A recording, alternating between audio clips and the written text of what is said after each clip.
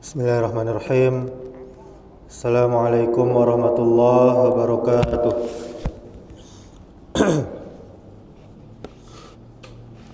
Alhamdulillahi rabbil alamin. Asyhadu an la ilaha illallah wahdahu la syarikalah wa asyhadu anna Muhammadan abduhu wa rasuluh, amma ba'du. Alhamdulillah, kita bersyukur kepada Allah Subhanahu wa taala atas segala nikmat yang Allah limpahkan kepada kita. Kemudian salawat beserta salam semoga selalu tercurahkan untuk junjungan kita, yakni Nabi Muhammad sallallahu alaihi wasallam. Allahumma salli wa sallim wa barik ala Muhammadin wa ala alihi wa ashabihi ajma'in.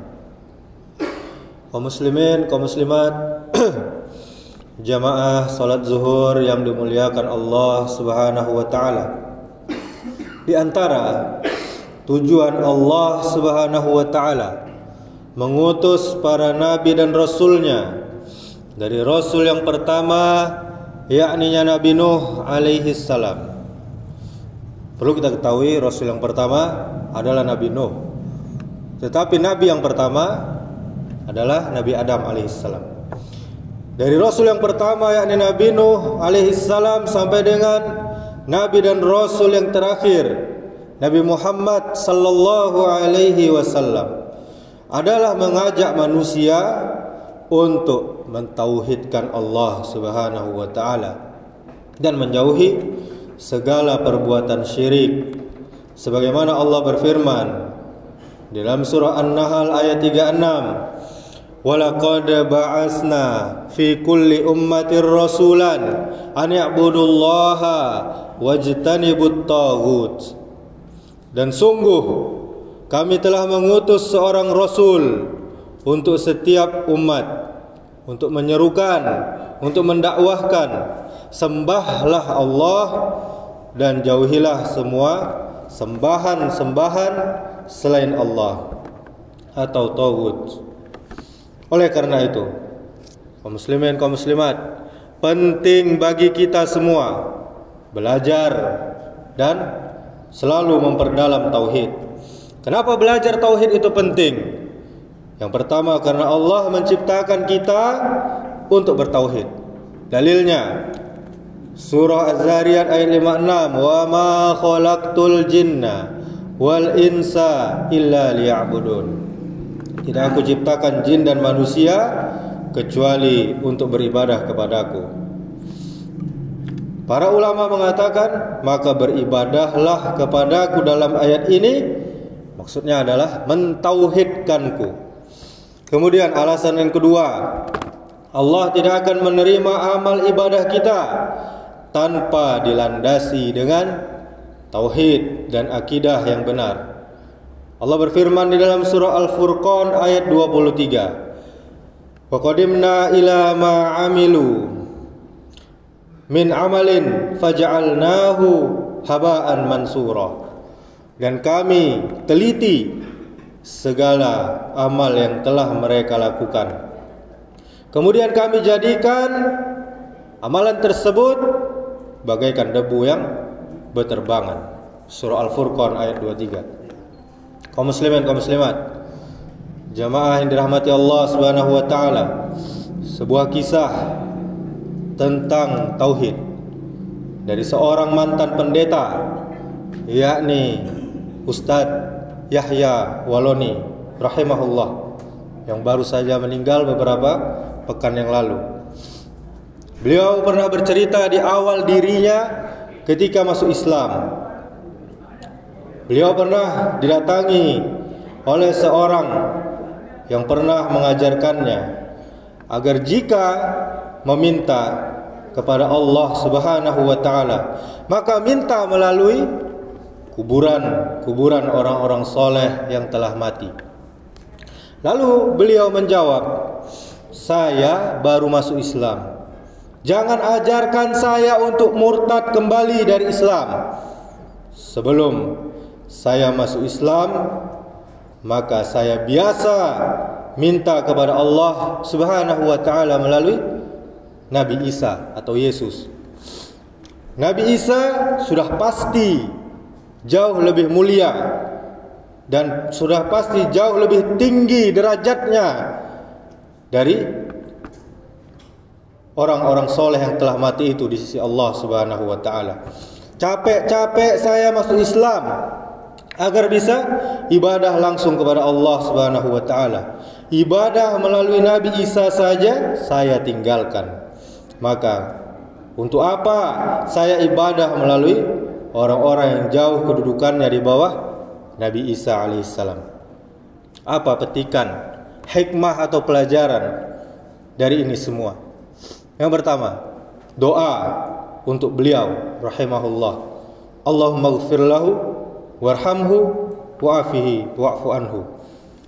Ya Allah, berilah ampunan kepadanya, rahmati, sayangi dia, jagalah dia dan maafkan dia.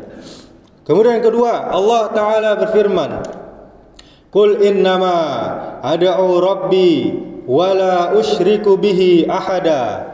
Katakanlah, sesungguhnya aku hanya berdoa, hanya beribadah kepada Rabbku, dan aku tidak mempersekutukannya sesuatu pun dengannya.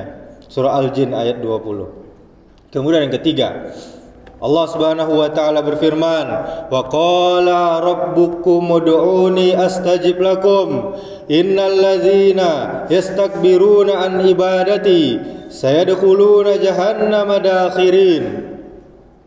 Dan Rabbmu berfirman, berdoalah kepadaku, pasti akan kuperkenankan bagimu. Sesungguhnya orang-orang yang menyombongkan diri dari beribadah kepadaku, berdoa kepadaku, akan masuk neraka jahanam dalam keadaan hina dina. Surah Al-Mu'min atau Ghafir ayat 60. Kemudian poin yang keempat, keikhlasan dan kesadaran dalam memeluk Islam.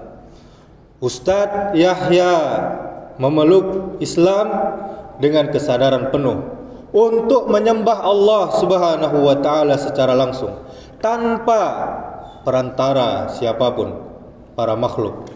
Menunjukkan pemahaman tauhid yang lurus sejak awal masuk Islam. Kemudian yang kelima, menolak syirik sejak awal.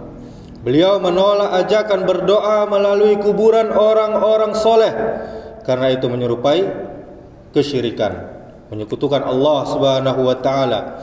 Ini menegaskan bahwa kesyirikan tidak diterima dalam bentuk apapun, meski dibungkus dengan nama tabarruk, memperoleh berkah atau melalui yang namanya wasilah. Kemudian yang keenam, perbandingan cerdas dan tegas. Beliau menyampaikan dengan logis, kalau Nabi Isa yang lebih mulia saja saya tinggalkan, apalagi orang-orang soleh yang biasa-biasa saja, yang jauh di bawah para nabi. Ini menunjukkan tegasnya beliau dalam menolak ajaran yang menyimpang dari tauhid. Kemudian yang ketujuh, nilai tauhid adalah tujuan utama untuk masuk Islam.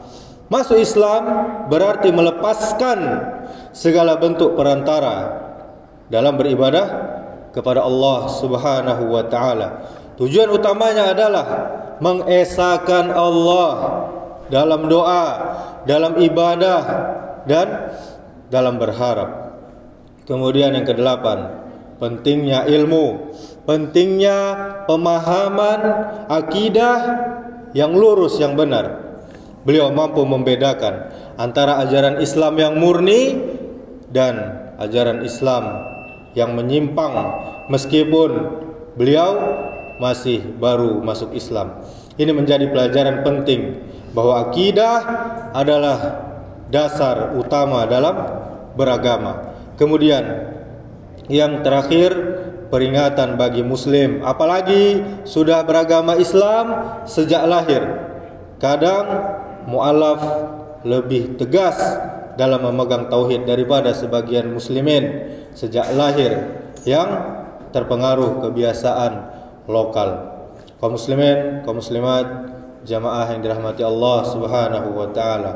Ini menjadi cerminan muhasabah bagi kita umat Islam untuk lebih memahami, lebih memurnikan ibadah hanya kepada Allah Subhanahu wa taala.